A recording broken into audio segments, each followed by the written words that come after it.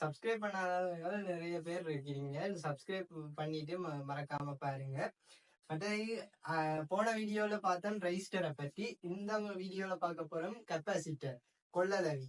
இப்ப கொள்ளளவியை 2 தகடுகள் இருக்கு. சரியா? கொள்ளளவின்னா இப்ப ரீசார்ஜபிள் பேட்டரி மாதிரி. சரியா?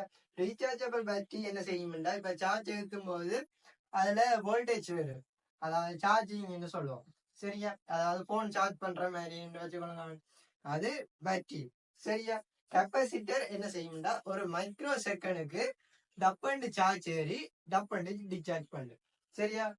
அதாவது கெப்பாசிட்டர் எப்படி இருக்கும்னா இப்படித்தான் இருக்கும். 2 தகடுகள் இருக்கும். அதுக்கு நடுவுல டை எலக்ட்ரிக் இருக்கு. சரியா? டை எலக்ட்ரிக் என்றால் 2 தகட்டையும் முட்டுப்படாம மின்ன கடத்த முடியாத ஒரு பேப்பரோ இல்லாட்டி லேயர்ன்னு சொல்லலாம். சரியா? அதால ஒரு சுருள் வடிவத்துல இருக்கிறதா கெப்பாசிட்டர். சரியா? கெப்பாசிட்டர் டப்பண்டு சார்ஜ் ஏறி அது ஒரு கெப்பாசிட்டர் ஒரு இதுல மைக்ரோஃபரட் அதோட வோல்டேஜ் அளவுக்கு இருக்கு. சரியா? கெப்பாசிட்டர் ஃபரட் அலகுல அளப்போம். சரியா? அதுல 2 ஏற்றங்கள் இருக்கு, நேரேற்றம் மறையேற்றம். சரியா?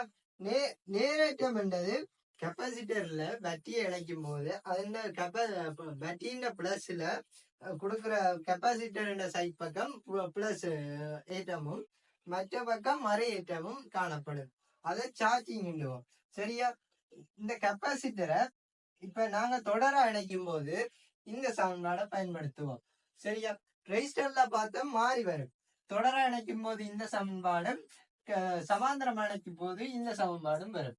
சரியா? அப்ப கெப்பாசிட்டருக்கு மாறி வரும். ரெஜிஸ்டரில் இணைச்ச மாதிரி வராம தொடர இணைக்கும் போது இந்த சமன்பாடும், அதாவது போமசிக்கான்ற சமன்பாடும், சமாந்தரமா இணைக்கும் போது கூட்டுற சமன்பாடும் வரும். சரியா? இதை தொடர்ந்து மேலதிக விவரங்கள் இதன் வகைகள் பற்றி அடுத்தடுத்த வீடியோல நான் போடுறேன். மறக்காம எல்லாரும் சப்ஸ்கிரைப் பண்ணிட்டு பெல் பட்டனை ஆல்ல கிளிக் பண்ணிட்டு பார்த்துக்கொள்ளுங்க. மறக்காம. நன்றி.